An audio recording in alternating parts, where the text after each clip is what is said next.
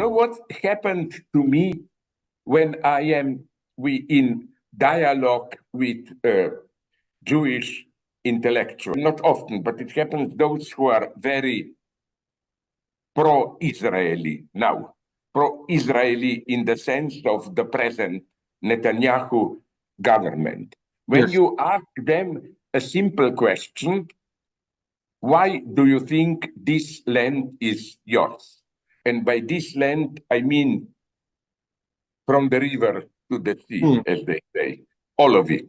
And they say, but it's all in the Bible. That's our tradition, no? Yes. Okay, then I do something tricky.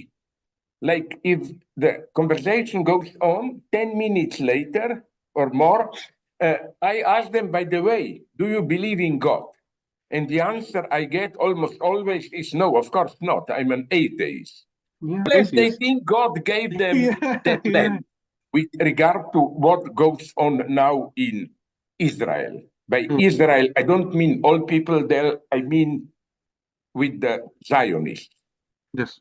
You know, till 2-3 months ago, Yes.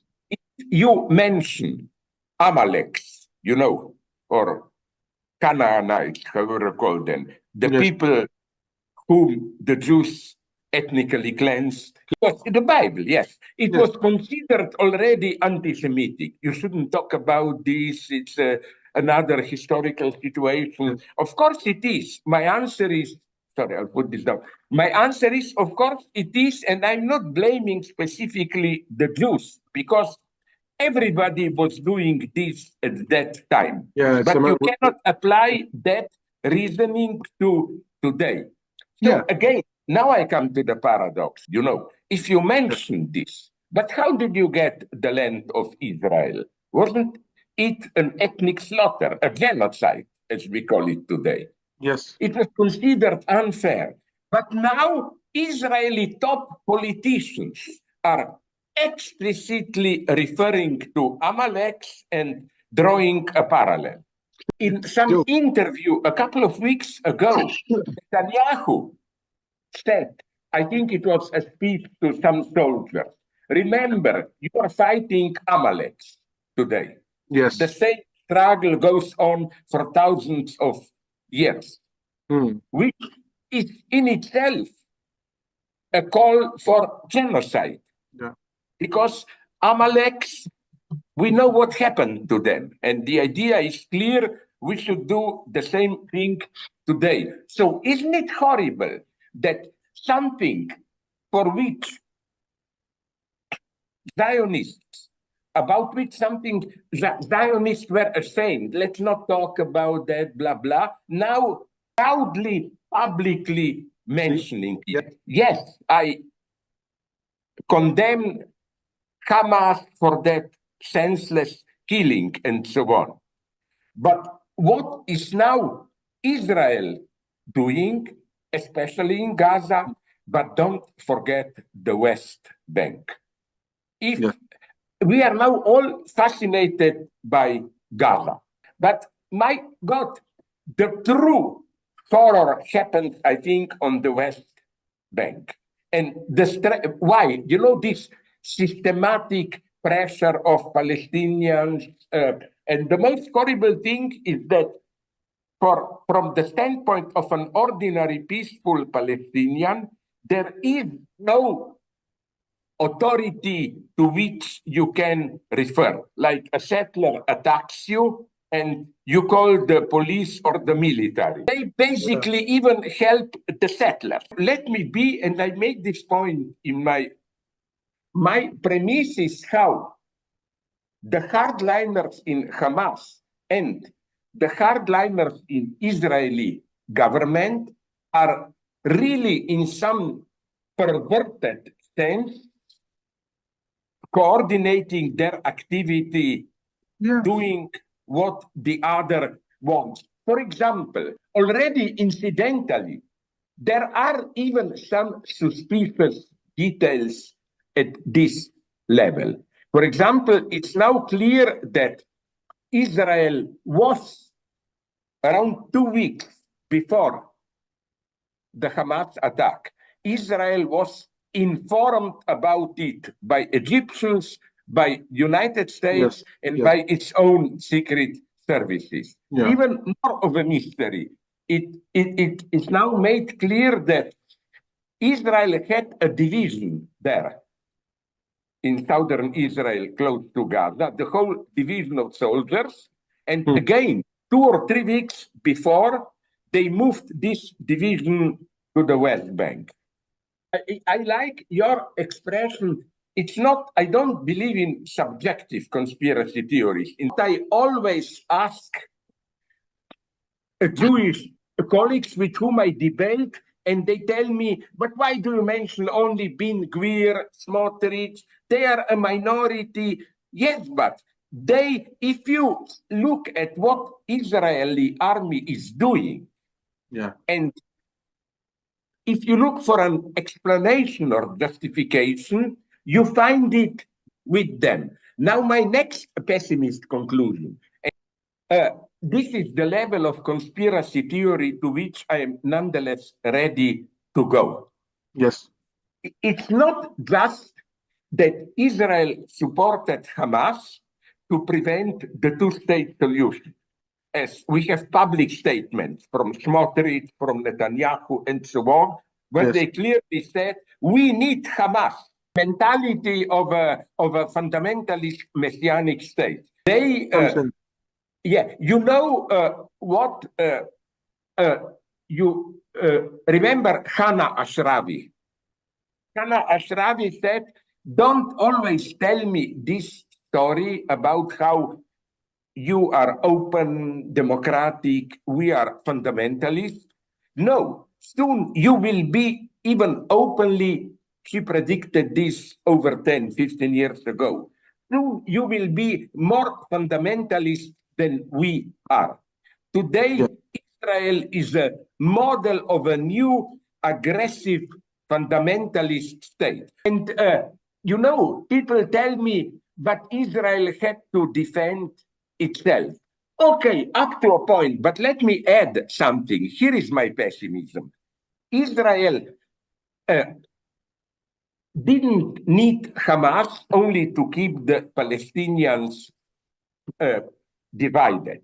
The basic point was that if you have aggressive Arabs who say openly, no peace with you, and so on, then you can again claim, now we are endangered as it was in the time of Holocaust, and so on, and this then justifies them to do what they want. It's not even sure that it will be limited just to Gaza and West Bank.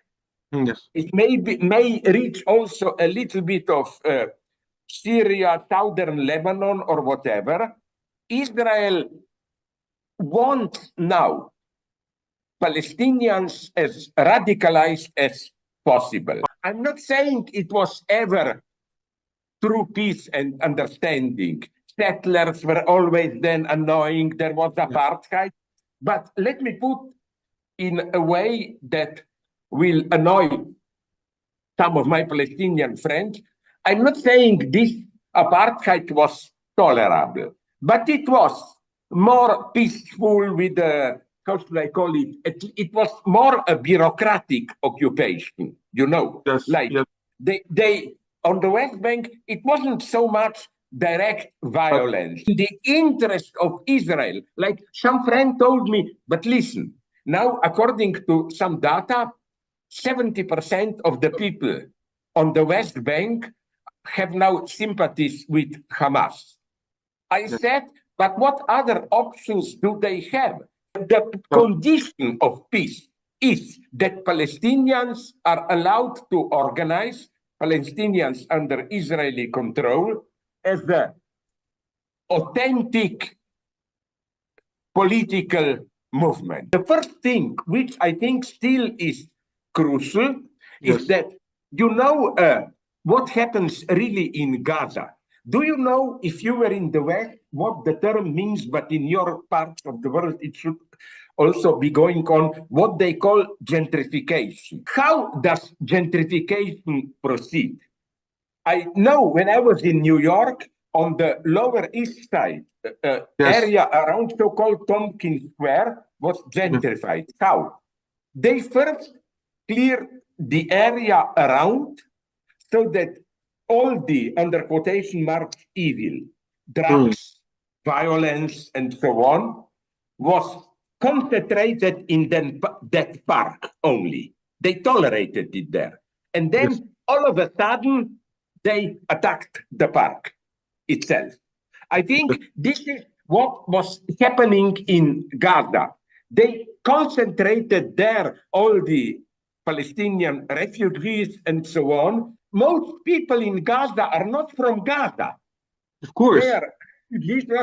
And now that they Gentrified, have yeah. there, they want, in this American brutal style, to finish the gentrification. Now Yes. we clear that, throw them out.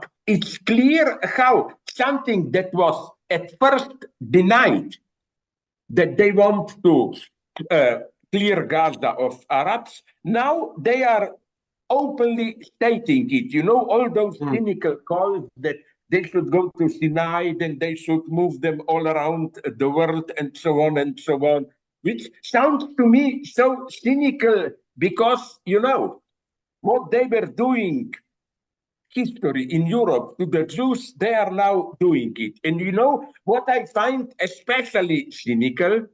How Israel uses the term of humanitarianism. We are doing it in the most human way. So again, my big obsession is that behind all this new Holocaust and so on, there simply is the plan of Israel, which I think, unfortunately, it's not just a tiny elite. It's simply the politics of the state of Israel now. They want the whole area. I always laugh when they prohibit the term from the river to the sea. No, that's their politics. I think that the goal of Israel, maybe they haven't yet decided, maybe they did. In the worst case, is to do in the West Bank what they already are doing now in Gaza. Simply clear the territory, make it purely Jewish. There are some signs that, because it would also economically make sense, in the same sense that they said maybe we can tolerate in Gaza like 100,000 or 200,000 Arabs in the Gaza after the war, that they have a similar plan for the West Bank. Now, another thing, at the beginning, when I just mentioned in Frankfurt, but sorry, Palestinians are also suffering, that was already anti-Semitism too much. Now, did you notice what happened now when we are bombarded by all the TV shots of what's happening there? Now, compassion with Palestinians is tolerated, but it must be compassion for Palestinians as victims. If you made a step, if you make a step further and says, but wait a minute, I quoted in one of my texts, Thomas Jefferson, my God, the American founding father, who said, when the law is unjust, rebellion is a duty. You notice another difference. How with Israel, even if now they are giving warnings to Israel, not even warning. The popular term in the West is now, yes, in Gaza there is too much suffering, so we advise, we are concerned by it, we ask Israel to show some limitation and so on and so on. This means nothing. They are not putting any serious pressure on Israel. You know what annoyed some of Zionists that I met? I think we should use the enemy when they say something which makes sense if you take it seriously. You know, to the horror of my Palestinian friends, even I quoted Ephraim Halevi, the ex-chief of Mossad, who Yes. said, listen, two groups live here. We are condemned to coexist. And the only solution is, and he said, political equality. No group has find rules of coexistence, and so on and so on. Isn't it sad that to say something like this is normally, if you say it in the West, considered already anti-Semitic? When Israel said, but this is not realistic, Arabs hate us. My answer is yes, and you make them hate us. This justifies you to go further and further to do it. So let's, the minimum, okay, here is my position. Yes. I think that this military invasion of Gaza Yes. could have been done, even if you accept, and I don't accept it totally, the Israeli military intervention.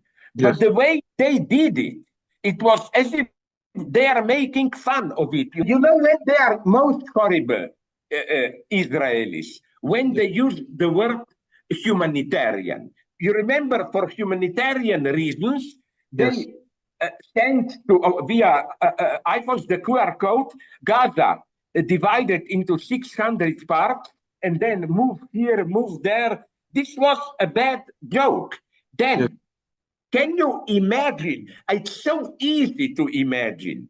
Let's say, I don't buy it quite, but let's say Israel had to clear Hamas, but the logical thing would have been, what would I have done if I were to be a true moderate Zionist?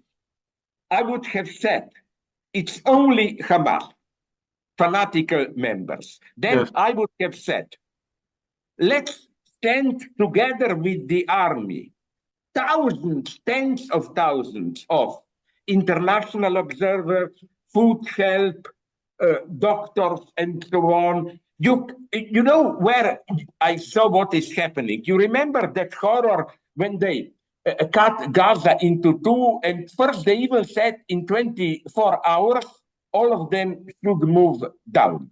I think I am a pessimist, if you ask me.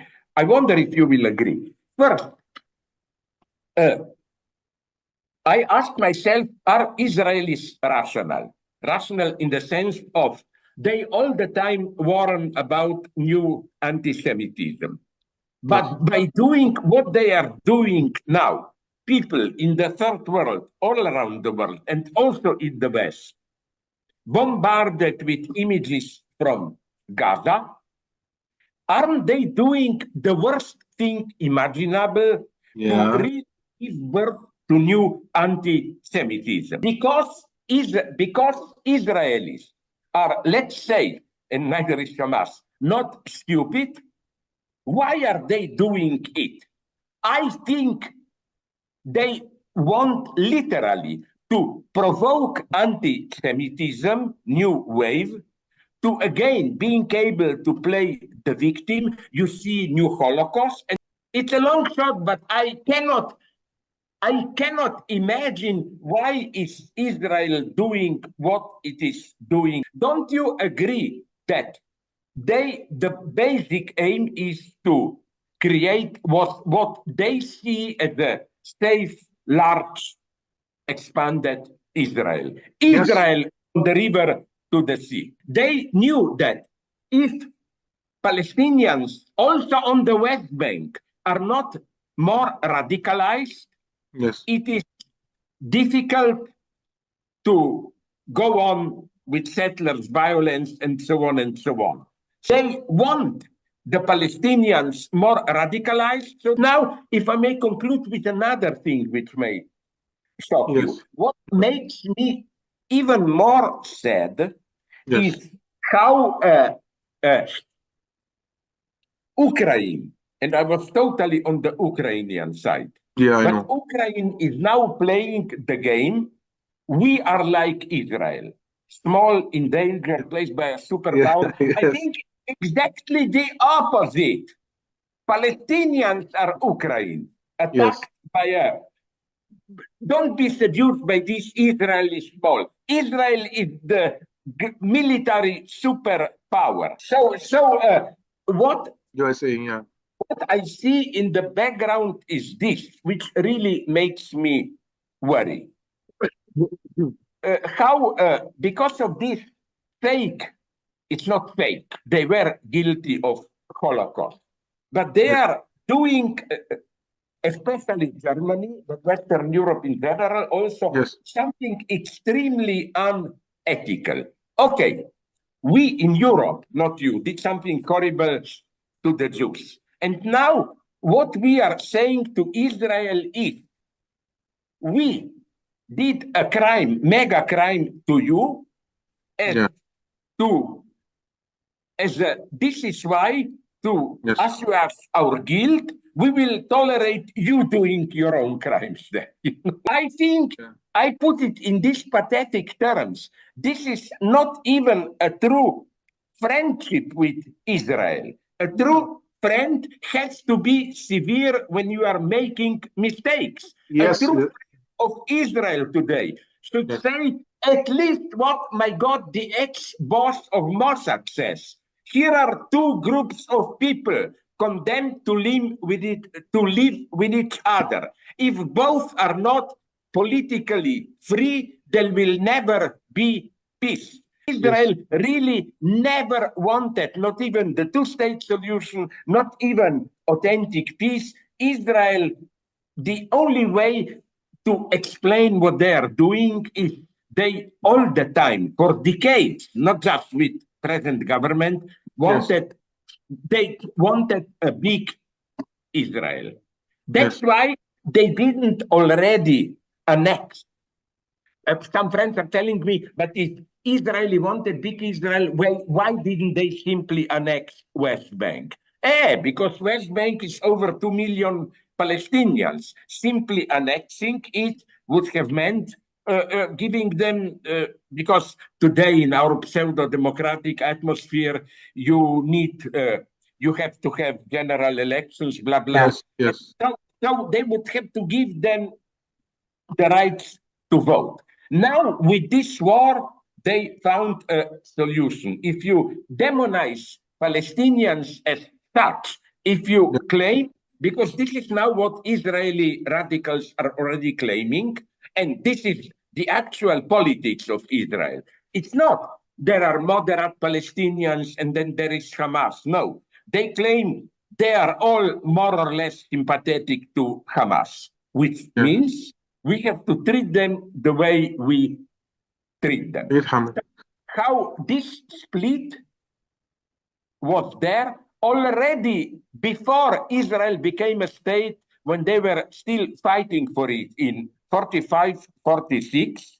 Yes, You know that how radicals, out of which then Likud party emerged, you know yes. how they referred to themselves proudly? Palestinian terrorists.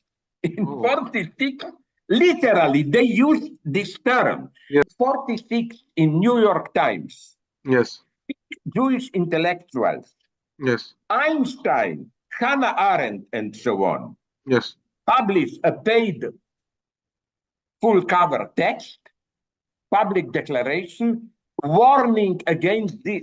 They use the term, it looks like Nazism, Nazi yes, terrorist tactics. So yes, yes, this tension is there from the beginning. It's not just Israel was an ideal liberal democracy and then Ben Gvir and Smotrich came. No, they were all the time there as an underground of how peaceful solution can work, negotiations. South Africa and Martin Luther King, American struggle for black rights.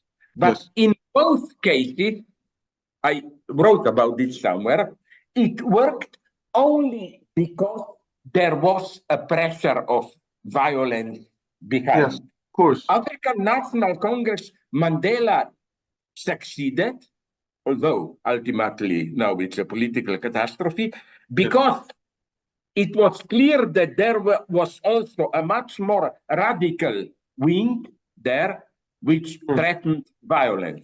It was the same in the United States. So I think that in this sense, I am ready to say that Hamas, it's horrible to say, I will be linked for this among Zionists, may have played objectively a positive role. Yes, The sense of of course. pushing No other us to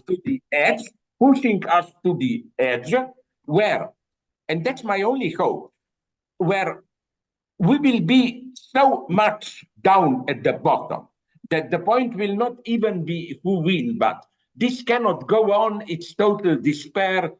No big negotiations. Let's just try to live with each other.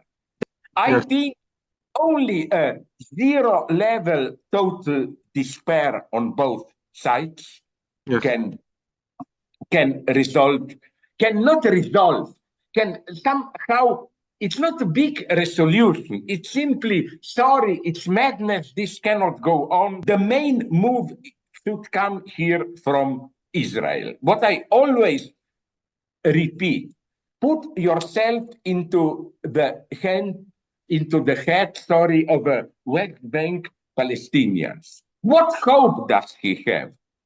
It's just slowly, more and more pressure. You know what really worries me? Because now a general geopolitical conclusion. Because if this goes on, the result will be one Western bloc of developed countries against all the third world, which will include even horrible totalitarian regimes, so that Putin will become some kind of a fighter for freedom. You know, I follow this in so-called moderate Arab states. I saw shots from Morocco, from Jordan. Hundreds of thousands of people protest on the street for ceasefire, for Gaza, for Palestine. Not only eye-opening, of course. did you notice that even in the Western developed countries, France, England, United States, you have the majority, if not pro-Palestinians, is pro-ceasefire. Now I think the notion of universal human rights, all this European ideology, is totally discredited. I claim that not in terms of lives, but in terms of geopolitical situation. The first victim of this will be Europe. It will simply disappear. It is already disappearing as a serious actor. Nobody takes it seriously. And point two, United States will lose tremendously with regard to this BRICS bloc, India, China, and so on. So I think that by we, I mean now Europe, but I'm afraid we will not. We should become more active, precisely not just out of humanitarian compassion, help, solidarity with Gaza people, but for our own faith. I see the end of Europe as a serious political agent, which will be a tragedy. Because do you want to live in a world where, at the basic level, the only serious choice is China or United States? Sorry, I wouldn't like to live in a world like this.